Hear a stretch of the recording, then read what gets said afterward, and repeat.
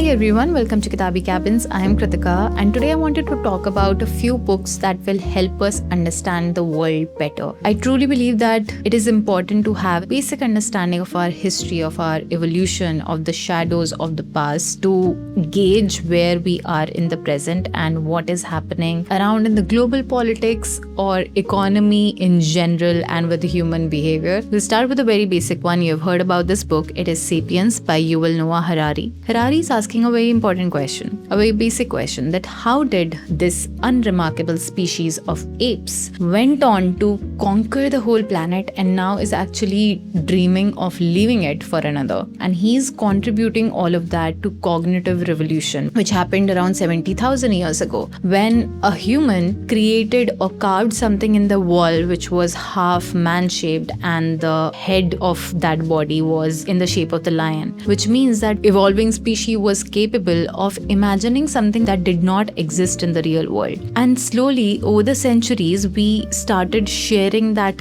collective fiction. We started believing in myths, curated concepts like money and economy and nations and borders and Santa Claus. We started believing in calendars. We started believing that we have to work from Monday to Friday. What is that? It is consequential, it is powerful, but it is all a myth. Somebody said it and we just believed, which means that humans could collectively be bound in believing something that a person portrayed as important, which helped us evolve over the centuries through stories, through storytelling and belief and faith. And after this, the book raises two important points. One is cognitive revolution and one is another rhetorical argument that Harari presents, that agriculture revolution was a trap, that agriculture revolution being considered as an epitome in the humankind evolution is a myth, that it was only supposed to serve the elite. Because of agriculture revolution, we did not domesticate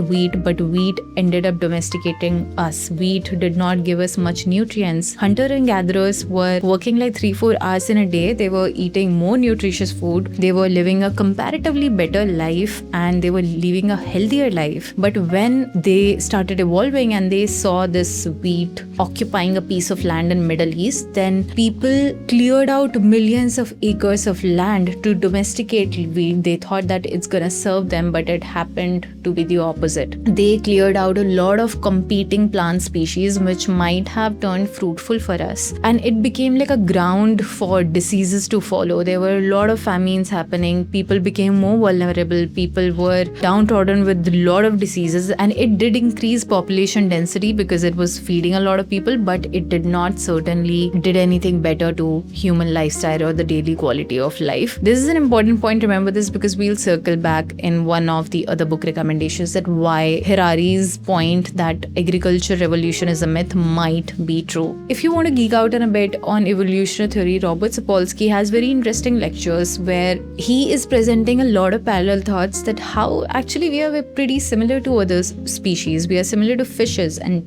chickens and some of the birds, how we mimic their behavior and they mimic us. But it was only because of cognition, only because we could believe in stories that we surpassed all other species and we are here wherever we are. And if that hunger still persists, you can go on reading Homo Deus, which is what will happen to mankind. Coming to other one, it is Guns, Germs and Steel by Jared Diamond. Jared Diamond has taken one point of view that why did European civilization went on to conquering the rest of the world and why was it not vice versa? And this book has a lot of arguments, but do not take it as a source of truth. The idea behind this book was solely out of island biologist evolutionary theory that if I'm living in an island, I am habitual to the climate, I'm habitual to the weather, the diseases, the crops, and I have inhabited all of that. Now if I'm going to travel halfway across the world to a new island, I will not be accustomed to the weather, I will not be accustomed to their diseases and I'll die. He's taking that as the soul and he is building a lot of arguments that how did Eurasia had military power much earlier than the rest of the world? How did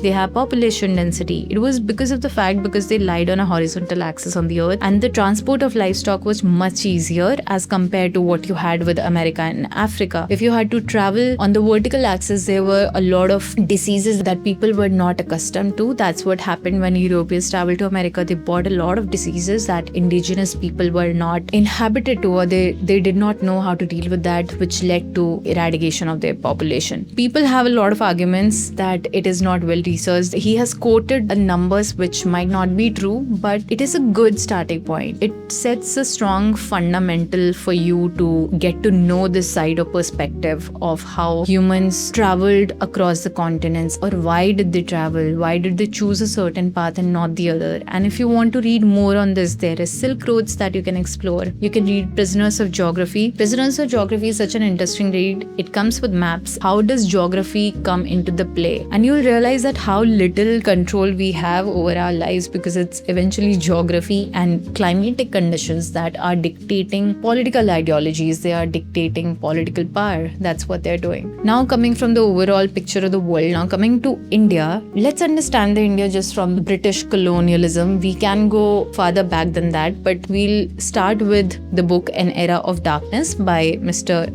Shashi Tharoor. It started off as an Oxford speech. He made an argument which is now collated into this fully documented book. And he is using all the British records, all the words by British economists, all their data against them. He does not need to exaggerate anything what British did to India. The facts are all there, and he has made such strong points, very well researched, of course, very well worded. He's telling that how British exploited the textile industry of India for their own good. Why the railway was laid just because they wanted to transport to certain ports and not to allow people travel from one place to another. They highly taxed Indians. They highly billed the Indian taxpayers. They also exploited the farmers, which this whole argument is a strong advocate to Harari's agriculture revolution as a facade, because they were feeding on the farmers, having all the nutrients. They were the ones who were well fed, but the farmers were the one who were suffering. There were a lot of famines. They were very exported. They were vulnerable to all sorts of diseases. The book will make you very angry because you do not realize the atrocities, and it is very well documented. And given that British did not